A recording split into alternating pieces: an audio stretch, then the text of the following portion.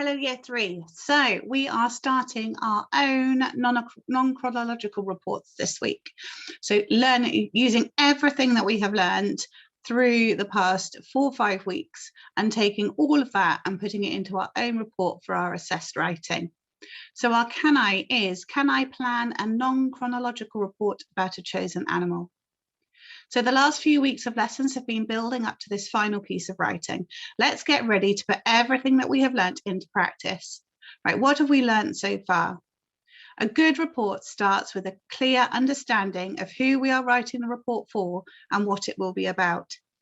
Now, a hint for this next week is, remember, the word banks, the ENPs, compound and complex sentences you developed in the last few weeks might still be of use in the reports about the animals you're using. You just might need to change a couple of the nouns maybe, and then you could still use the same sentence structures and ENPs. So just be aware of that. And also your adjectives from your word bank will most likely cross over. So don't disregard the work that you've done the last few weeks. Make sure that that's to hand too.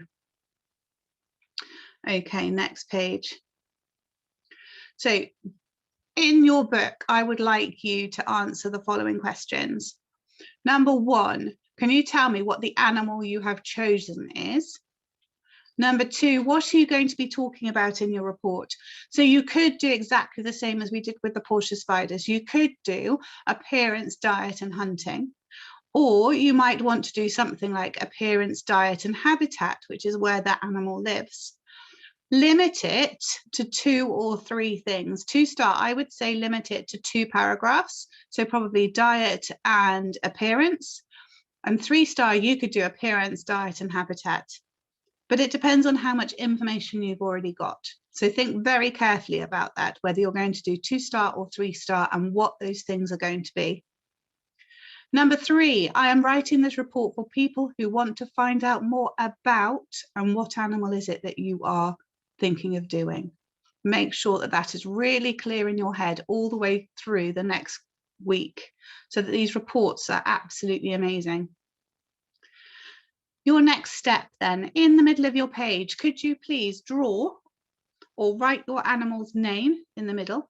And then just like we did with the Portia spiders, draw lines and decide which facts and what you know all about your animal. Now, I've got 8 lines here. You might have 10, you might have 15, you might only have 4, but all the facts that you can think about your animal can go on this diagram, and then that's going to form your whole plan for the rest of this week. So remember, you need to include your general information that you know. You need to include your information about your appearance, if that's what you're doing, about your 2nd and your 3rd paragraphs, and you need to think about the future of the animal ready for the closing paragraph. So all of that information needs to be around on your spider diagram here. Once you've done that, in order to make the next couple of days really easy, it would be sensible to grab some different colors or use different types of lines, like a straight line, dotted line, zigzag line, and group your information so you know exactly what you're looking for each day. So if you colored in blue, your general information, red for anything about the appearance, yellow for diet, and green for anything else, then you know that you've got those sections already sorted. If you're doing 3-star, you might have an additional color because you might want an additional one for your 3rd option.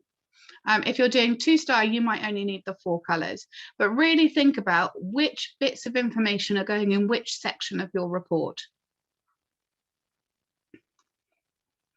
And then that will be it for today. So by the end of today's lesson, you need to have your spider diagram completed and you need to have color coded which information is going where.